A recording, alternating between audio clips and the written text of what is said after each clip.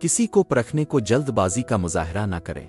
एक आदमी के 4 बेटे थे। वो चाहता था कि इसके बेटे ये सबक सीख लें कि किसी को परखने को जल्दबाजी का मुजाहरा न करें। लिहाजा इस बात को समझाने के लिए इस आदमी ने अपने बेटों को एक सफ़र पर रवाना करने का फैसला किया और दूर दराज इलाके में नाशपाती का एक दरख्त देखने के लिए भेजा। एक वक्त में एक बेटे को सफ़र में भेजा कि जाओ और इस दरख्त को देख कर आ जाओ।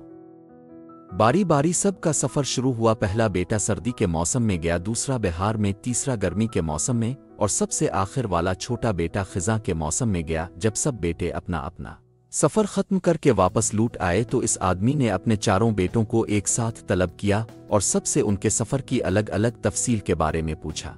पहला बेटा जो जाड़े के मौसम में इस दरख्त को देखने गया था, इसने कहा, अब्बा जान वो दरख्त बहुत बदसूरत झुका हुआ और ट्रा सा था। दूसरे बेटे ने कहा, ए वालिद मोहतरम वो दरख्त तो हरा भरा था, हरे भरे पत्तों से भरा हुआ था। तीसरे बेटे ने इन दोनों भाइयों से इख्तिलाफ किया कि वो दरख्त तो फूलों से भरा हुआ था और ये कि इससे हुसैन मंजर पहले कभी देखा ही नहीं था। सबसे छोटे बेटे ने अपने सब भाइयों से इत्तेफाक जाहिर किया कि वो नाशपाती का दरख्त तो फल से लदा हुआ था और उन फल के बोझ की वजह से वो दरख्त जमीन पर लगा हुआ था और जिंदगी से भरपूर नजर आ रहा था।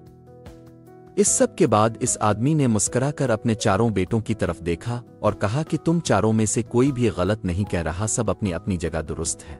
बेटे बाप का जवाब सुनकर बहुत हैरान हुए कि ऐसा किस तरह मुमकिन है। बाप ने अपनी बात जारी रखते हुए कहा कि मेरे बेटों, तुम किसी भी दरख्त आदमी को सिर्फ एक मौसम एक हालत में देखकर कोई हतमी फैसला नहीं कर सकते। किसी फर्द को जांचने के लिए थोड़ा वक्त जरूरी होता है। इंसान कभी किस कैफियत में होता है तो कभी किस कैफियत में। अगर दरख्त को तुमने जाड़े के मौसम में बेरौनक देखा है कि तो इसका मतलब ये नहीं कि इस पर कभी फल नहीं आएगा। इसी तरह अगर किसी आदमी को तुम फकीरी की हालत में देख रहे हो तो इसका मतलब ये नहीं कि वो आदमी बुरा ही होगा। मेरे बेटों, कभी भी जल्दबाजी में कोई फैसला ना करो। किसी को इस वक्त समझाया परखा जा सकता है जब ये तमाम मौसम इसके ऊपर गुजर जाएं। अगर तुम सर्दी के मौसम में ही अंदाज़ा लगाकर नतीजा अखज़ कर लोगे तो गर्मी की हरियाली, बिहार की खूबसूरती और भरपूर जिंदगी से लुत्फ़ अंदोज़ होने से रह जाओगे।